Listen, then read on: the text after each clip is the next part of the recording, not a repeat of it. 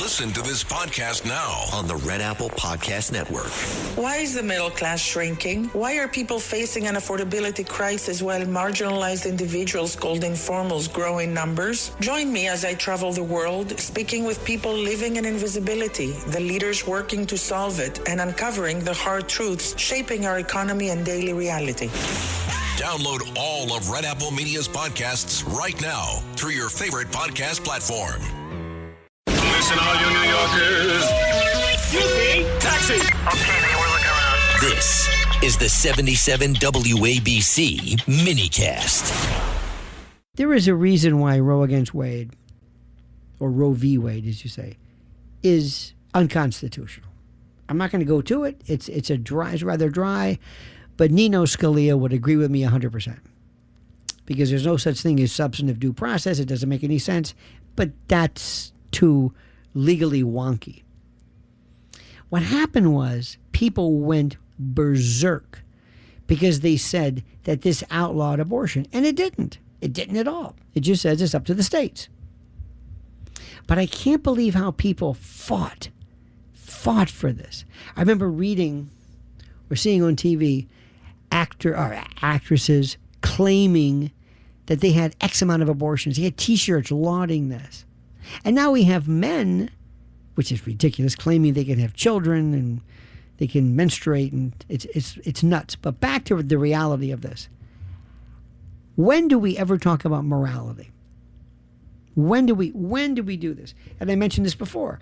If we have somebody from another star system, planet, wherever it's from, and we have this person here, the Vatican has already answered this question.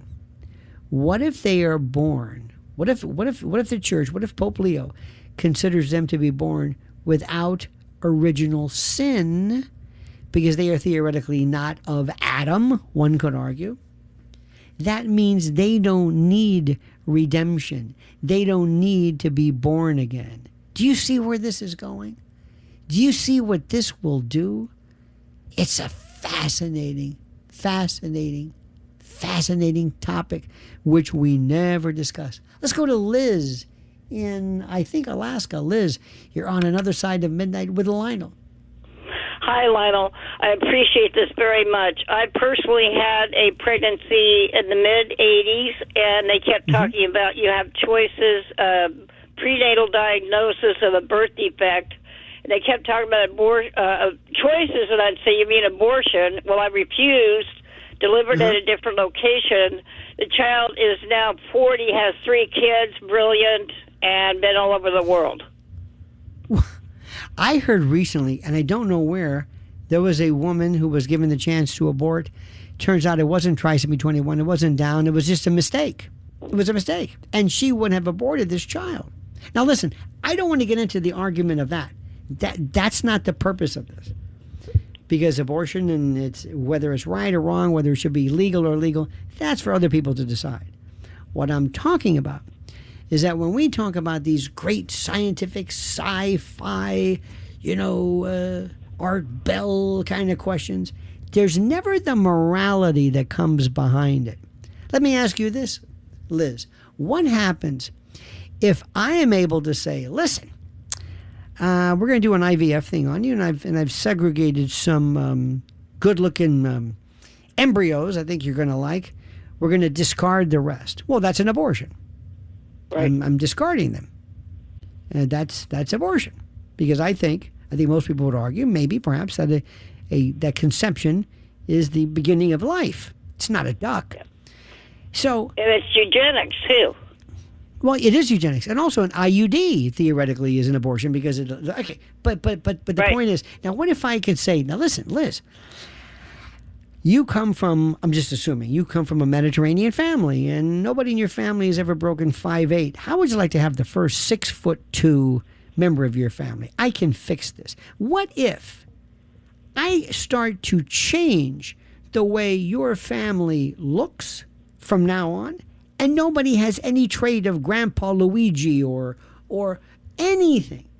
What if the certain randomness, the collective, what do you want to call it? The kind of the hit or miss beauty of nature, the heterogeneity. What if I eliminate that? Has anybody ever talked about that? And who decides what is and isn't, what am I trying to say, moral? And does morality even come into play here? I mean, these are the questions which, we never talk about it when it comes to COVID, when it came to the idea of there being, vaccines. We always look at science and we look at these things, and especially AI, which is going to be the most incredible.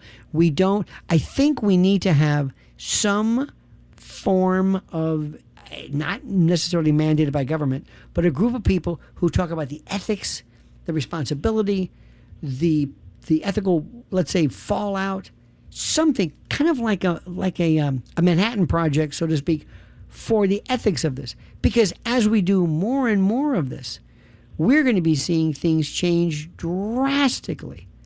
And for example, do you think there's any kind of a moral consideration when we talk about spraying the entire atmosphere with chemicals? Do you think we should maybe consider people who don't have a say in that?